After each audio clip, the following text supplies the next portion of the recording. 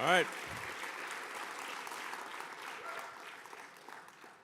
Well, let me start off first by thanking everyone at Tesla for your incredible hard work. The Tesla team is an incredible team, great human beings. Anyway, some of the finest people in the world work at Tesla, designing and manufacturing our incredible products. So my thanks to you for everything you're doing. Well done.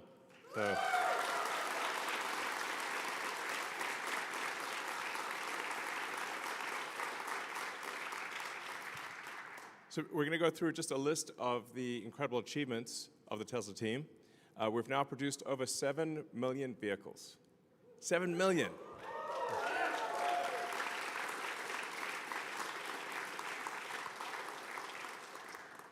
In our first year of production, we produced just over 20 vehicles. And I thought, well, maybe we might one day be able to do 10 or 20 a week instead of 10 or 20 a year. And the way things are tracking right now, we will actually have made over 10 million vehicles next year. So we'll pass the 10 million vehicle cumulative. That's a lot of cars, man. That's a lot of cars. So it's really, and it's incredibly difficult, as you know, to design, to build, to manage the supply chain with thousands of suppliers, make sure everything arrives. You've got tens of thousands of parts, make sure everything works, then build the car, service the car, and it's really difficult. Frankly, the car business is a tough business. There are times when there are rocky moments, like things are, it's like a little bit of stormy weather. But what I'm here to tell you is that the future is incredibly bright and exciting. And we're going to do things that no one, I think, has even dreamed of. We've said we're going to do it, but I think until we actually do it, people won't believe just how incredible it is. So I'm going to go through all of the things that we're accomplishing here. So once again, thank you very much.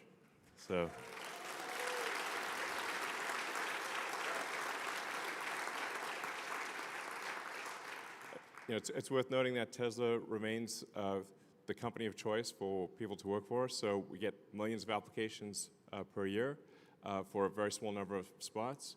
And we continue to be the leading organization along with SpaceX for engineering talent in the world. And also for manufacturing talent, really it's an awesome place to work, basically. Because of our growth, there's a lot of opportunity for upward mobility. And I'm going to talk you through just how I see the future unfolding and why I think it is going to be incredible. First of all, as always, we care a lot about safety, so the safety of our cars and the safety of people within the factory. So you can see that our work-related injuries have declined over time. So thank you for helping make that happen. That's a collaborative effort, so congratulations to the safety team on continuing to improve workplace safety.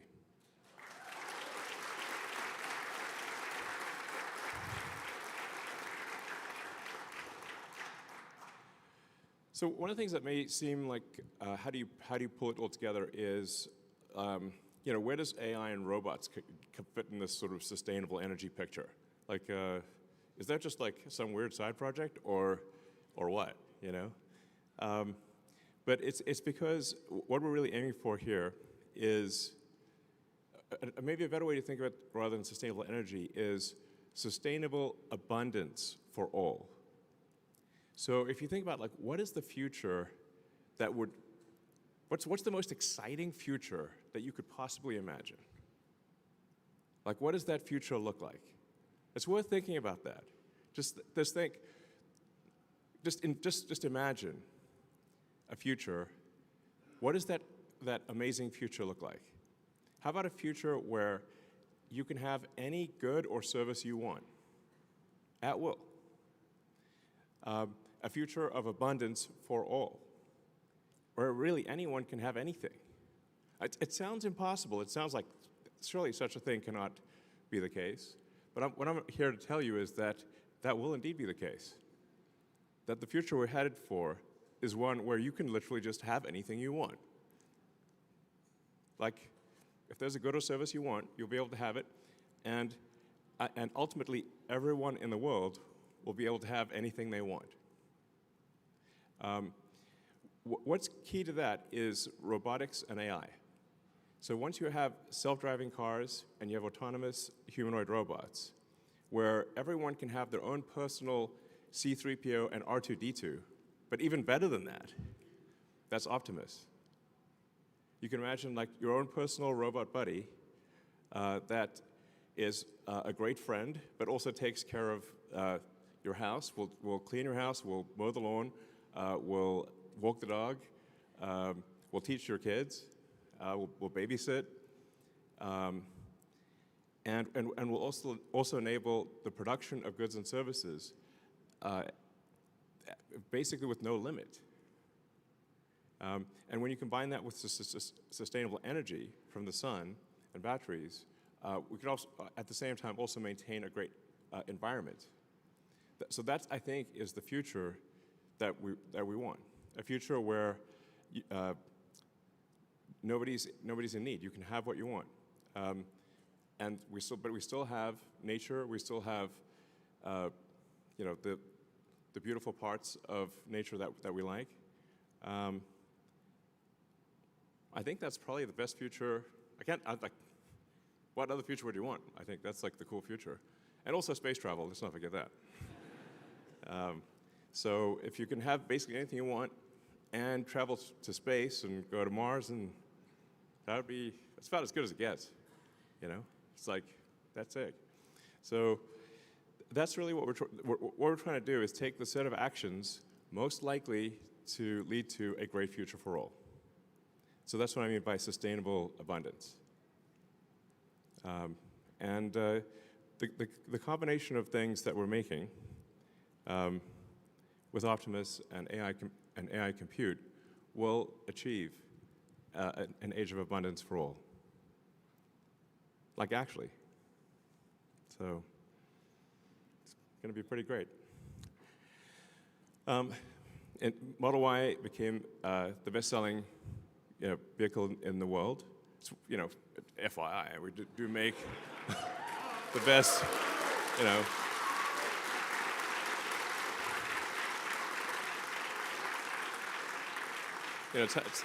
it's how we're doing on popularity. Well, we actually literally make the best-selling car on Earth of any kind. So that's, and it's for 2 years in a row. So, and it's going to be the best-selling car on Earth again this year. So.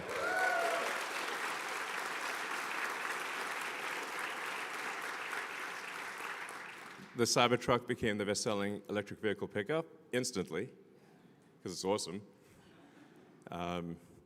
And Tesla was the best-selling electric vehicle in Europe, the fastest-growing brand in South Korea, and we launched in a lot of new markets, including Qatar, Lithuania, Chile, and the Philippines, and we'll be opening in a whole bunch more markets as well. So Teslas will be available worldwide. So overall, it's good. If you read the news, it feels like, Armageddon. So I was like, I can't walk past the TV without seeing a Tesla on fire. Like, what's going on? Some people, it's like, listen, I understand if you don't want to buy our product, but you don't have to burn it down. That's a bit unreasonable, Like, like, this is psycho. Stop being psycho. Okay.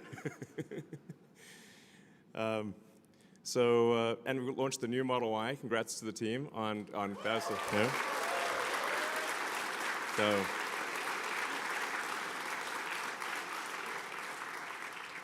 That's obviously very tough because we've got factories all across the world, and we've got to change over a supply chain on basically three supply chains on 3 continents.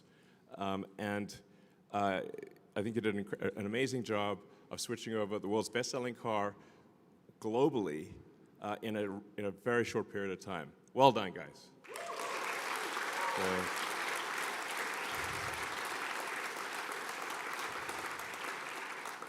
And let's not forget, also, we upgraded Model 3 last year. So I would encourage people to also buy the Model 3. It's a great car, actually. So And the Cybertruck is achieved 5-star safety. These days, sometimes things get a little dangerous in the neighborhood. The Cybertruck, being bulletproof and all, can come in handy. But apart from being bulletproof, it's also very safe in a crash. We're also building the Tesla Semi factory. This is a vehicle that some people said was impossible to build, that it defied physics. Well, not only does it not defy physics, we're going to be making a lot of them. So we're going to make I think ultimately we'll make over millions probably, of the Tesla Semi.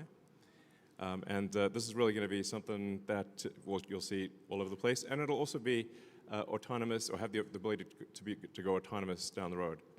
So really, autonomy is a massive, massive thing.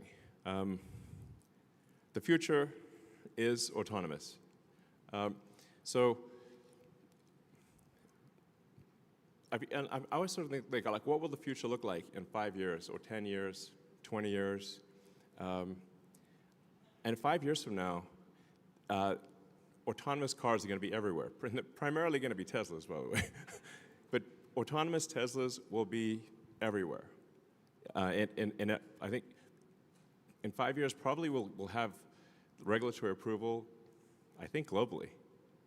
So you'll have autonomous Teslas on every continent, taking people on trips, and almost the entire fleet, which will pass 10 million vehicles next year, is capable of full autonomy. So even without the CyberCab, we still actually have a gigantic fleet that is capable of being autonomous. And the thing about being an autonomous car is that it can be used much more than a car that is not autonomous. A typical passenger vehicle car will be used about 10 hours a week. So people might use it for an hour and a half a day on average for 7 days, which is about 10 hours a week. But there are 168 hours in a week. So if you have a car that's a robot car that can drive autonomously, it can now be used potentially for 80, maybe 100 hours in a week. So you could have a car that has 10 times the usefulness of a non-autonomous car, but it still costs the same. In fact, the fleets are already built. So the software update just enables that capability. Overnight, you have an increase in usefulness of 10 million cars that suddenly become like 50 million cars, or maybe 80 or 100 million cars of usefulness overnight. That's a profound thing. Like, nothing like that has ever happened before. There's never been something where a software update increased the value of a gigantic asset base by a factor of like 500 to 1,000%. So it's very difficult for, people in the stock market, especially those that look in the rearview mirror, which is most people, to imagine a future where suddenly a 10 million vehicle fleet has 5 to 10 times the usefulness. It's so profound, and there's no comparison with anything in the past that it does not compute. But it will compute in the future. And some people like Kathy Wood at ARK Invest do see the future. So what I'm saying is, hang on to your stock. So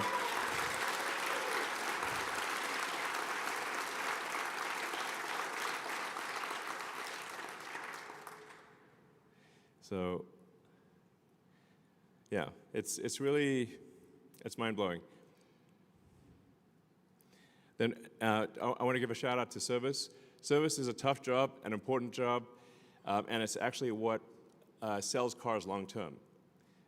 Because the initial car is sold with sales, but all future cars are sold with service. And I always encourage our service team, let's try to give people a service experience that they love. Not merely that they like, but that they love. Because people will talk about something that they love, that was an amazing experience, but they don't talk that much about things that they like. You have to really do something amazing. And then they'll talk about it and be like, wow, that's incredible. So thank you to the service team for the great job you do.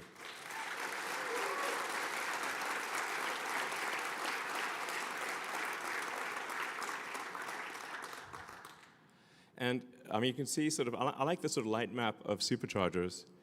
You can see you can go practically anywhere in the US, Mexico, Europe, China, well, I guess not the outback of Australia, but you know, most of the places where people live. So our supercharger network continues to grow significantly, and we keep upgrading our superchargers. This is, in fact, I still run into a lot of people who don't realize that you can drive, you can take your Tesla on a road trip anywhere in America or anywhere in Europe, anywhere, pretty much anywhere in China, just using the Tesla supercharger network. And it's actually easy and convenient. So people think that whatever the range of the car is, that's as far as they can go. It's like, no, you can just stop at a supercharger network. The car's battery will last longer than your bladder. I'm pretty confident. So that's really the threshold. As long as the car battery lasts longer than your bladder, and you just plug it in when you go to the restroom, and you come back and grab a coffee or whatever, and you're back on the road and everything's good, then that's the range that matters, and the supercharging speed that matters. So, yeah. So congrats to the supercharger team on expanding network and do great work there. So.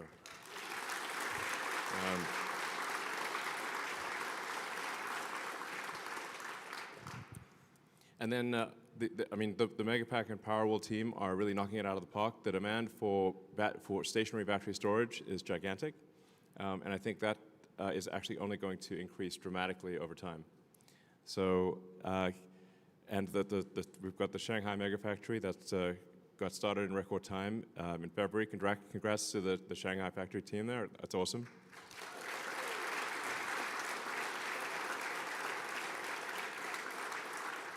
And the Powerwall 3 is, it usually takes about 3 major technology iterations for a product to be great. And the Powerwall 3 really is a fantastic home energy product. And it's something that if you want to ensure that your home has uninterrupted power during a power outage, the Powerwall 3 is the way to go. If you combine that with solar, you can basically be off-grid, which is pretty cool. But I think just having energy insurance, or energy assurance, such that if the utility goes down, you don't even notice. Like the lights are on in your house, and your neighbors will come to you for help, basically. That's actually what happens when somebody has a Tesla Powerwall and there's a power outage. So that's a great product. And then, yeah, Megapack, especially at the utility scale, is the opportunity there is gigantic because it enables a utility grid to dramatically increase the output of electricity because you can generate electricity at night, and then the Megapack can provide that electricity during the day because normal electricity demand is very uneven. There's a lot of electricity usage during the day, but limited at night. So Megapack actually has the potential to increase the output of an existing electricity grid by more than double. So you can actually, without building additional power plants, double the total output of energy in a year. So it's quite a profound thing. Yeah, so Megapack is also really good at stabilizing the grid. So if there's variations in power in the grid, the Megapack can absorb. If there's a big power spike, it can absorb and store the power, and then if there's a drop in power, it can fill in the gap. So Megapack is excellent for stabilizing the grid, and obviously it matches very well with wind and solar. In fact, satellites are just solar panels and a battery. That's how all satellites work. With the Starlink satellite network, there's 7,000 satellites orbiting the Earth, and all they use is solar panels and a battery. And my prediction is, long-term, a majority of power on Earth. In fact, eventually, it might be like 90% or more of all power on Earth will be solar panels with batteries. That's my prediction. My predictions have a pretty good track record. So, yeah. And the power walls can also act as kind of a virtual grid. So if you have thousands of power walls in a neighborhood, they can actually work in concert to stabilize the grid. The V4 supercharger is pretty cool. It enables charging at 500 kilowatts, and the Semi can charge at 1.2 megawatts. So it's smaller and lighter. It's a big improvement overall. And we're rolling this out worldwide. So it will increase charging speeds and just enable you to get your car charged really fast. So. And then with regard to cell manufacturing, we're at this point, we think we're making the most efficient cell in the world, meaning like the lowest cost per kilowatt hour cell. So, which is really pretty good. Like there are entire companies that all they do is make lithium-ion battery cells. And for us, that's one of many things that we do. So congratulations to the cell team on making the best cell.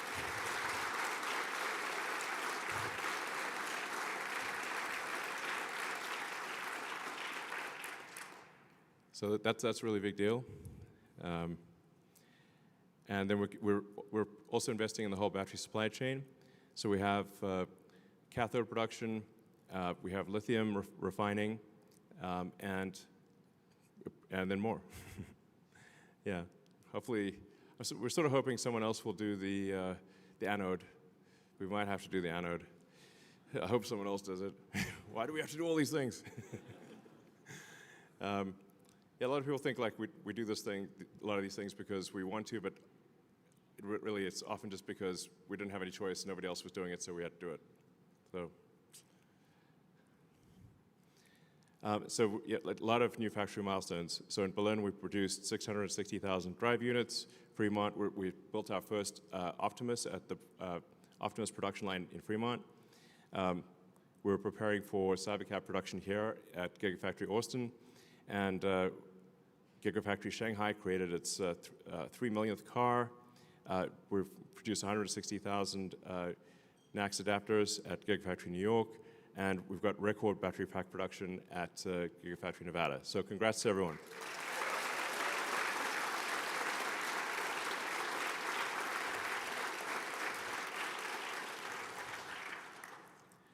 We also just behind us on the south side of the building, we have the Tesla, we call Cortex-1. It's like basically a giant brain, computer brain, that is used for AI training. So we take the vast amount of video that we get from all the cars in the fleet, and we use that to train the artificial intelligence to be able to drive the car. And this is one of the most powerful training systems in the world, with over 50,000 GPUs active, and soon to be 100,000 GPUs, which will make it, I think, probably top 5 in the world in training centers. So.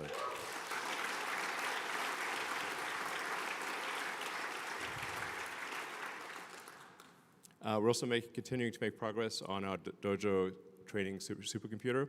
So we've got Dojo 1 active now in Gigafactory New York and in Palo Alto.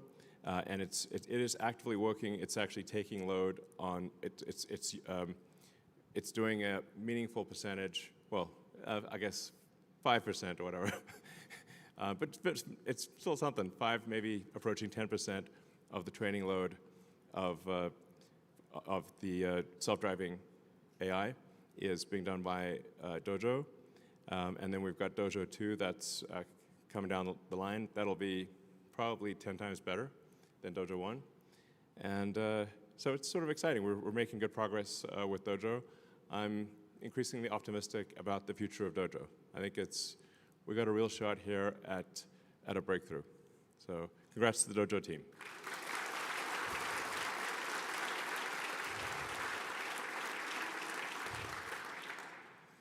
And all Tesla vehicles have now had what we call Autopilot Hardware 4, or really our AI 4 hardware, and it's very powerful AI inference computer, but also operates at very low power. And even to this day, even though this has been something we designed several years ago, there actually isn't anything on the market that we can buy that is better than AI 4. So, and obviously in the future years, we'll have AI 5 and AI 6. Sometimes people say, should I wait? I'm like, well, we're always going to have another version, so there's no point in waiting, because you'll be just waiting forever. So, but we obviously will have an AI 5 and an AI 6 and an AI 7, and we'll keep improving the AI compute. So for those out there that are interested in developing advanced chips, come work at Tesla. Yeah. And it is always, I think, profound to watch our cars driving with no one in them. And we actually have the cars doing useful work for the first time with no one in them, which I think is really, it's a significant milestone. So the cars are driving from end of line in Fremont to park themselves, and I think we've just started doing that here in Austin.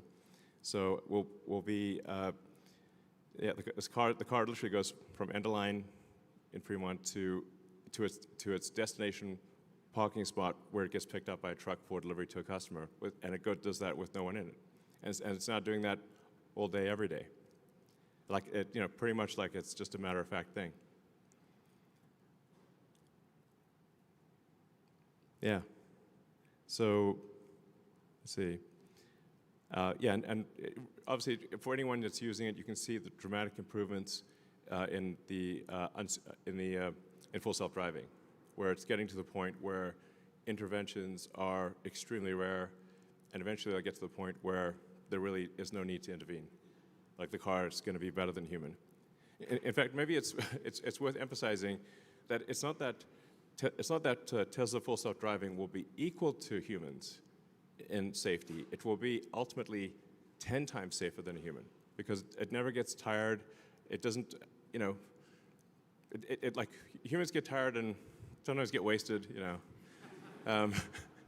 and we'll have arguments or change the radio or, text. I know no one in this audience would ever text while driving. That would be crazy. But it does happen. So the reality is that Tesla full self-driving will be vastly safer than humans. Not just equivalent, it will be actually vastly safer. And it means you can do whatever you want while driving. So even if you don't rent your car out for usage, you can still, it frees up your time. So if, let's say you're driving 10, 12 hours a week or more, it gives you back 10 to 12 hours of your life, which is extremely cool. So, well, Optimus sure has come a long way.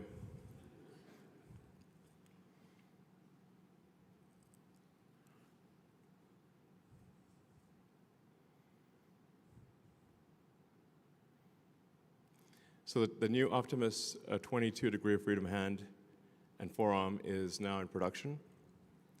And it's learning to walk and catch balls.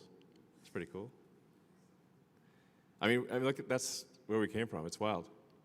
So in a very short period of time, Optimus has gone from being an idea to the most sophisticated humanoid robot on Earth. There's nothing even close to the level of sophistication of Optimus. And Tesla has some important missing ingredients that others don't have, which is our robot has a real brain. It's like the Wizard of Oz, Tin Man. Well, was that a heart or a brain? One of the two. So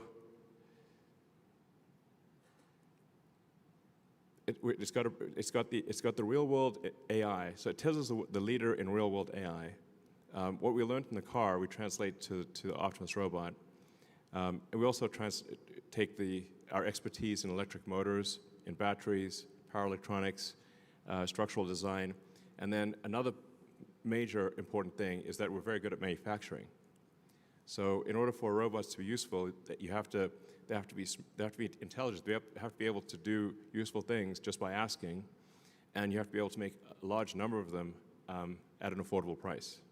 This is what we can do. We have the only company with all the ingredients for making intelligent humanoid robots at scale is Tesla. This is a super big deal.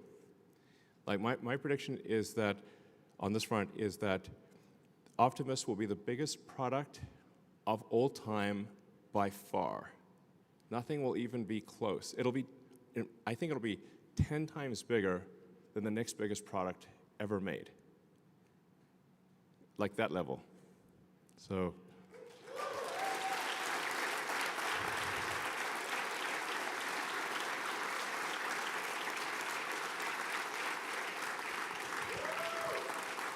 Yeah. All right, so with that, anybody have any questions? Yeah. So Elon, I have a question. I've worked for Tesla for 12 years. Hey, congratulations. Thank you. From a PA now to a shop leader in castings. Cool. And we rocket castings. Yes. We do. Yeah. Where do you see, or where would you like our focus in the next couple of years with the operations team? Well, we want to scale up production to new heights. Obviously, with the CyberCab, we're going to be. CyberCab is not just revolutionary car design; it's also a revolutionary manufacturing process. So I guess we probably don't talk about that enough. But if you've seen the design of the CyberCab line, it doesn't look like a normal car manufacturing line. It looks like a really high-speed consumer electronics line. It's, in fact, the line will move so fast that that actually people can't even get close to it. Like that's, I think it'll be able to produce a car ultimately in less than 5 seconds. Like, can you imagine a car coming off the line in less than 5 seconds? That's like, whoa. Which means casting's got to happen fast. Yeah. So I mean, we got to jam the liquid metal in, cool it down real fast, and then I guess maybe we need to just get even bigger casting machines. Sure, why not? Down, yeah. Let's 50,000 tons. Because then we can make in a single casting machine we could do 5 at a time or something. I'm trying to think how do you scale castings because you got liquid metal's got to cool, and then you've got to automate getting all the bits and pieces off the casting so it's usable. And that's actually kind of how they do it in small volume castings. They'll have a casting block that'll make 100 Matchbox cars at a time. Maybe we just make that real big. Yeah, I mean we have the Cathedral of Casting back there. So, yeah, let's do that. I mean, let's see what is the limit of physics of how big can a casting machine be? Let's find out. I'm down. Let's have some fun here. Push the limits of technology. All right.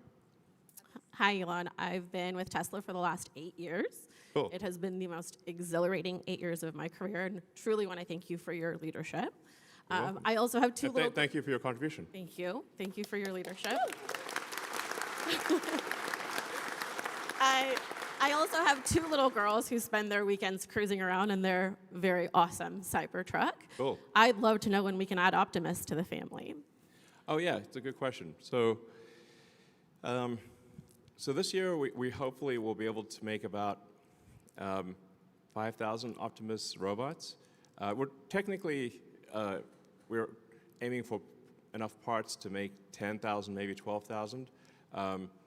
But since it's a totally new product with totally new, everything is totally new, I'll say we're succeeding if we get to half of the 10,000. Now, but even 5,000 robots, that's the size of a Roman legion, FYI, which is a little scary thought, a whole legion of robots. I'd be like, whoa, okay.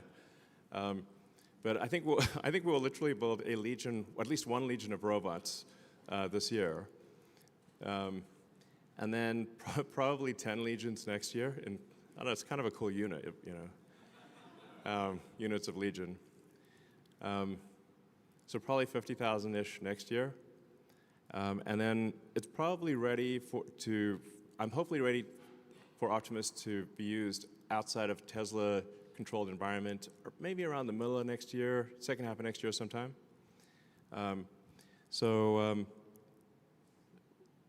I think that sounds about right. Probably second half of next year is when they'll be available. And then we will offer Optimus robots first to Tesla employees. So you guys get... the priority.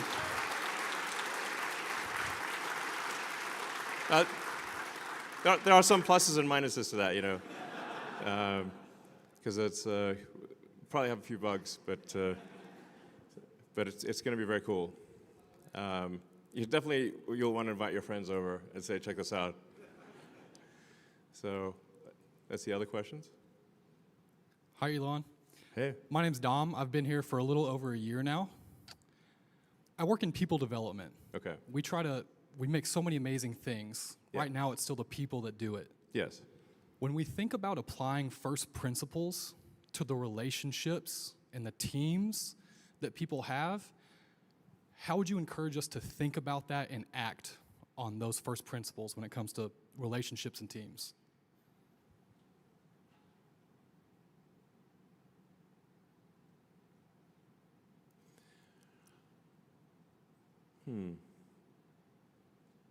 Well, I think, you know, there are actually quite a few things I've written over the years that it would be good to compile into like a, I don't know, booklet or something.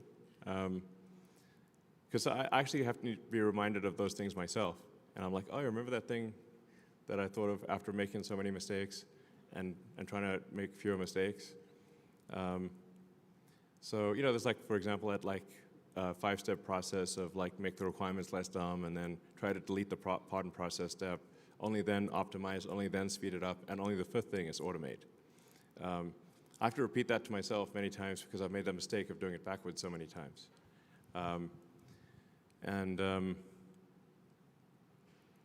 You know, I think always operating on the principle that everyone is wrong to some degree, and we should aspire to be less wrong over time, which we will not always succeed in doing. But if, you know, if 2 days out of 3 you're less wrong over time, your batting average is going to be really good. So nobody ever bats 1,000, but you can improve your batting average. So I think rigorous, you know, you want to critique yourself, you want to internalize responsibility. And these are all things I need to remind myself of. You know, just to be clear, I'm not like suggesting yes, internalize responsibility. Be less wrong. And we should remember what is our goal as a company. Our goal is to make amazing products that people love, and then to take care of those products and service. So we should say, what are we doing to make our products better, to make them more affordable, to have the customer experience be delightful? Because that's actually the purpose of a company. Sometimes people forget, why does a company exist? A company exists, it's a group of people collected together to produce a compelling product or service that others find useful, and where the value of the product and service is greater than the cost of what it took to make that product or service. So sometimes, weirdly, profit is like viewed negatively, but really profit is just the difference in value between the output and the input. It's like, what did it cost you to make it, and what did it cost you, and what are people prepared to pay for it? That's the value that you created. So it's tough, actually, even to maintain like a 10% profitability, which is to make the output 10% more valuable than the input. It's actually quite hard, especially in the car industry, which is very competitive. So we should just not lose sight of like, why are we here? Oh, we're here to make useful products that people love, you know, and take care of them over time. So then, how are we doing in that respect, and how can we do that better? So, sure.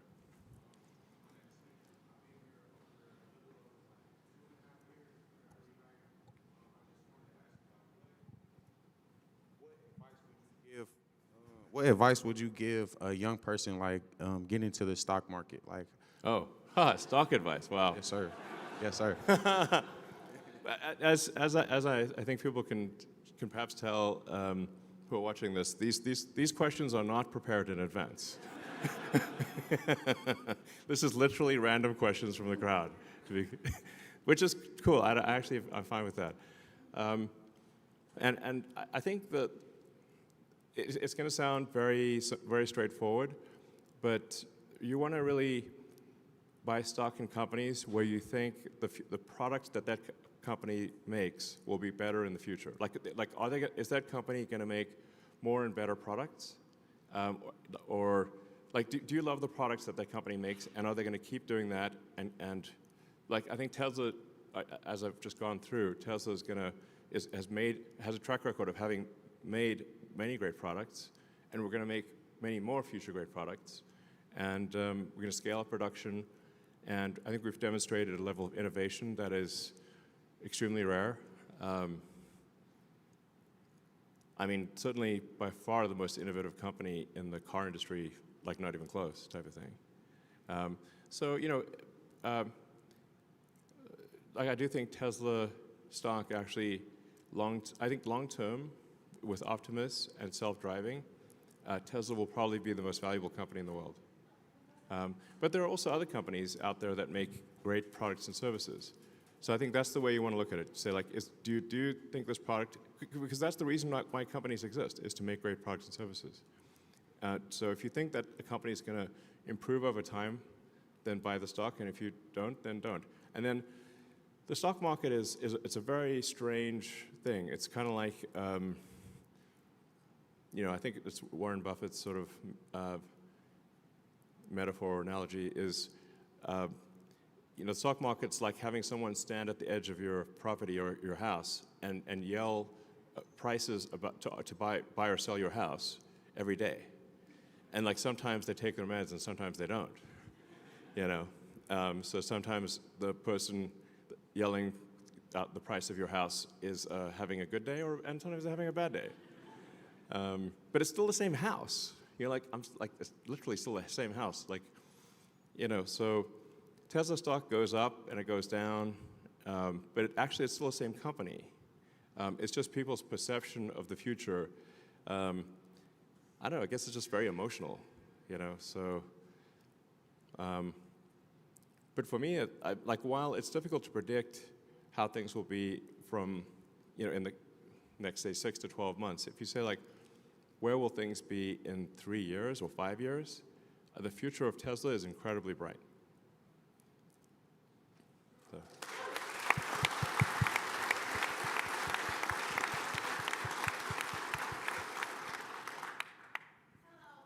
Hi. Hi.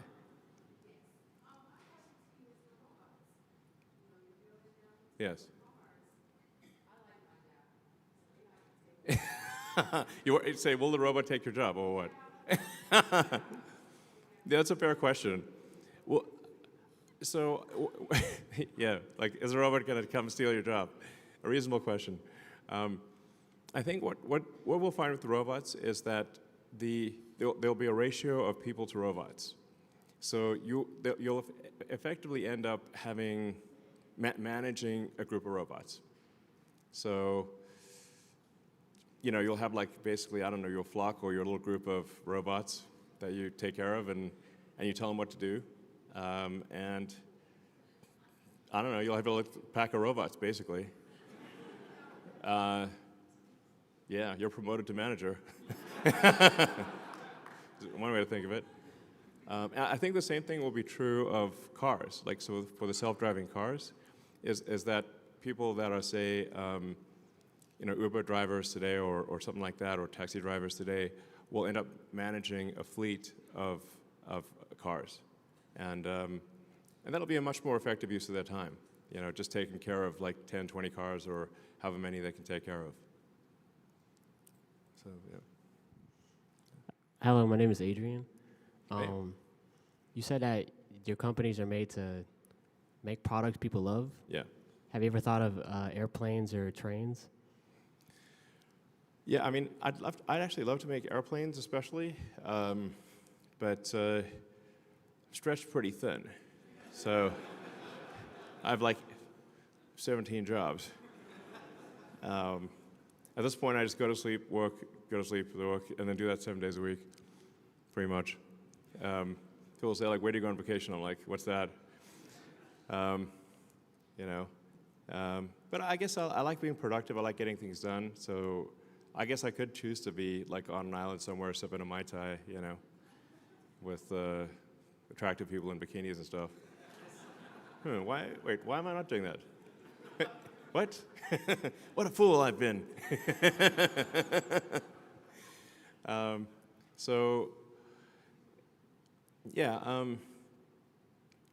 actually thought about aircraft designs for a long time, and I think there's an interesting opportunity to make like an electric supersonic VTOL jet. The VTOL is like cherry on the cake, but certainly long-range, fast electric airplane would be very cool. Maybe at some point we'll do that. Yeah, that'd be kind of fun. We do have the ingredients for it, so.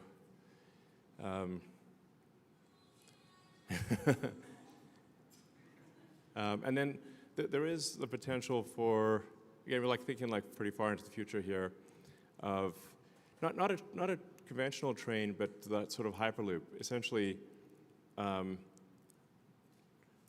vacuum tunnels, like tunnels where you draw a vacuum so there's no air resistance, and you have very high-speed autonomous electric pods in a vacuum tube, a vacuum tunnel.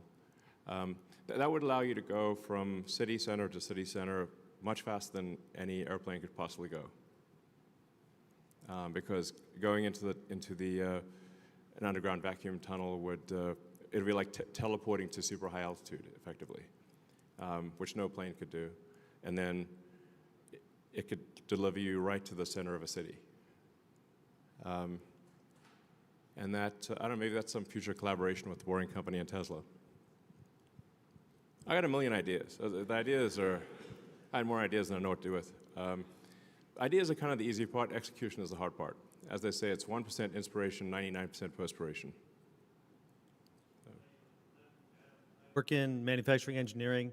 Since 2018, I've done a bunch of different things here, kind of like energy products, Model 3, Model Y, cyber, and now we're looking forward to Optimus, maybe the biggest product ever. Yeah, it will be. And I think about the mission statement of the company, and it's evolved. It used to be a sustainable transportation, then sustainable energy. Is it going to evolve again? Are we going to reformulate that officially to kind of explain to the world better about how Optimus and AI folds into the rest of the fabric of the company? Yeah, I mean, I touched on this briefly earlier, but you're right that I think we do need to articulate it more prominently and maybe more often, because it's really about sustainable abundance.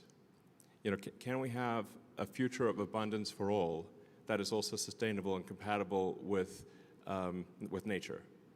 So we're not destroying nature, but you also get abundance for everyone on Earth. Sounds like the best possible future. That's what we're trying to do. Yeah.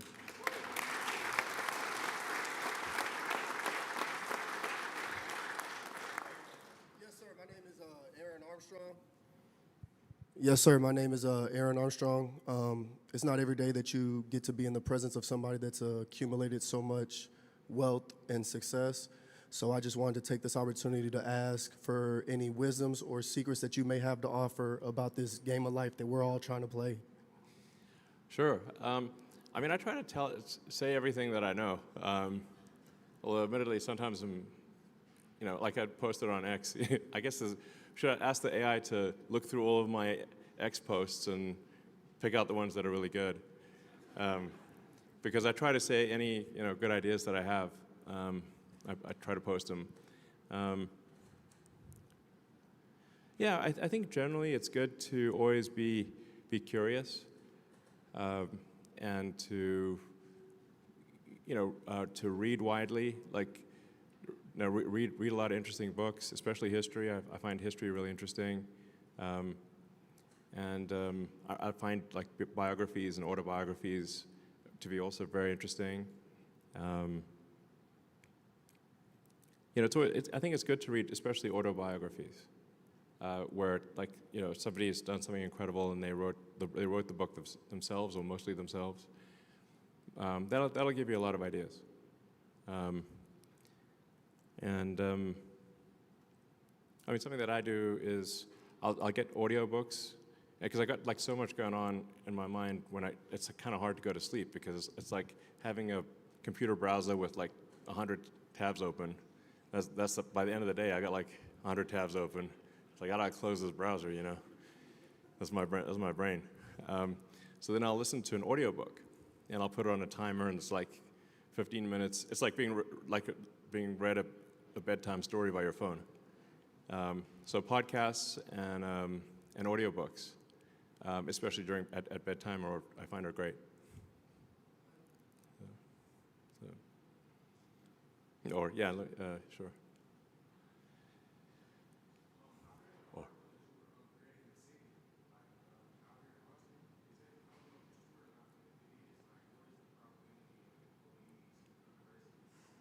Sorry, I can't hear you. Oh, there's a city in South Texas which is Starbase.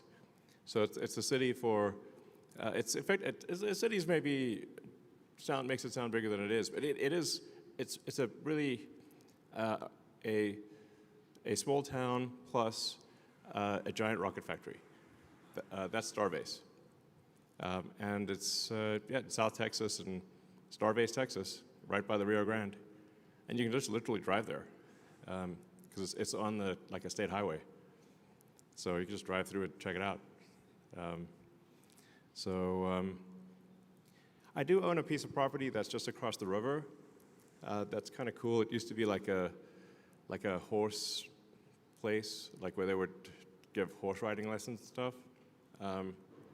And at some point, I think it would be cool I want to do like this gigantic art project there that's like looks like an alien planet, like right across the river. But like that people could visit, you know. So then I might like live there occasionally, but really it's a place to, like, I don't know, to envision sort of an alien planet art project across the river. It'd be kind of cool. Yeah. Yeah.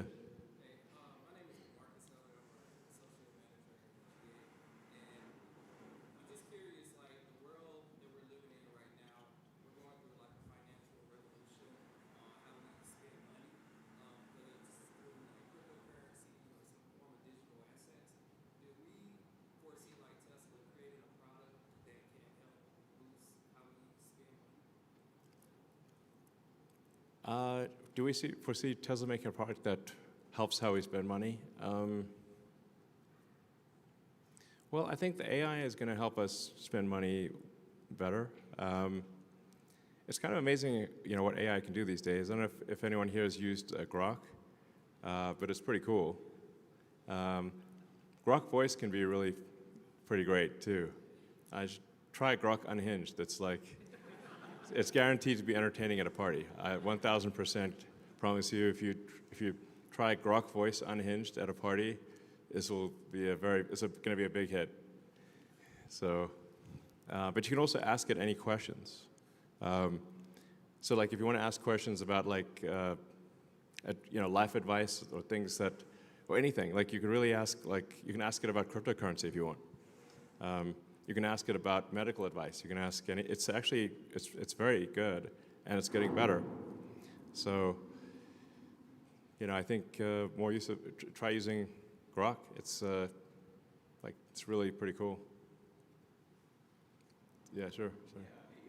Tomorrow's my third year anniversary, so thank you for that. Cool. But I'm going to ask, what phase of the plan are we in, and how long does it go? So we're in phase 3 of the master plan, since master plan 1 and 2 have been completed. Now, master plan part 3 is a very long master plan because it's basically making all energy on Earth sustainable. And I actually need to supplement it with the sort of abundance for all. Maybe that's master plan 4. I've kind of described master plan 4 essentially, which is like autonomous cars, autonomous humanoid robots. you combine that with like solar and battery storage, and I think the future is going to be incredible. So I'll take a couple more questions and call it a night. Well, I'll ask if you haven't asked a question before, you can ask a question. All right, my question. Okay. We're here for almost 3 years. My question is, when will we see some Optimus robots with the production team? Oh, well, there are actually some Optimus robots being built in Fremont right now. So we'll. Not sure what that was, but. But we expect to have an Optimus production line here as well. So there'll be Optimus production starting in the Bay Area, and then we'll have the even bigger Optimus production line here in Austin. Yeah, there's going to be a lot of robots. So, I mean, ultimately, I mean, I think we'll be making tens of millions of robots a year type of thing. It's like serious volume. Maybe 100 million robots a year. It's wild. Sounds good. We love it. Yeah. All right, well, last question. Okay.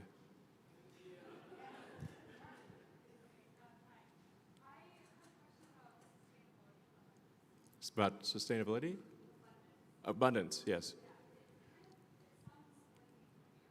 Well, yes. I mean, obviously, utopia could be dystopia.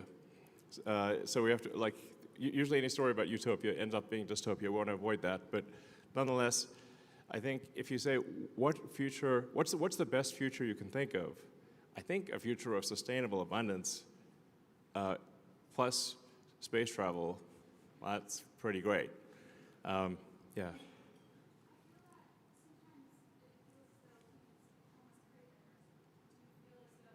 Oh, we need adversity.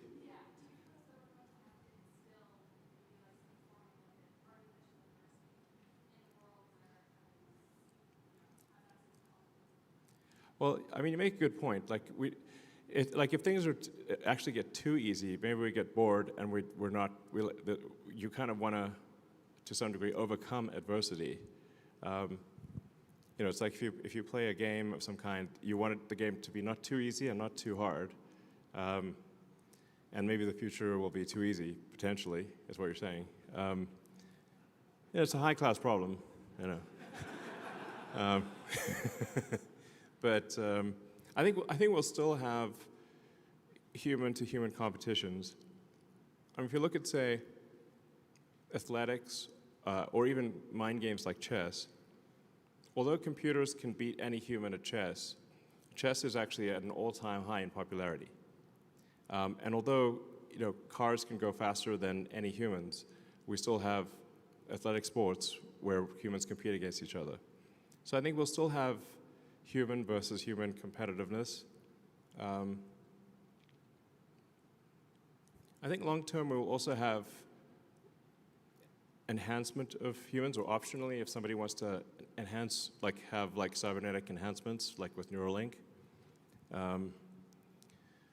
If you want to go cybernetic and, I don't know, maybe have super intelligence and be able to see, in different wavelengths,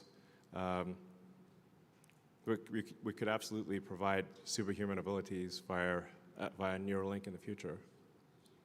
So one thing's for sure, the future is going to be very interesting.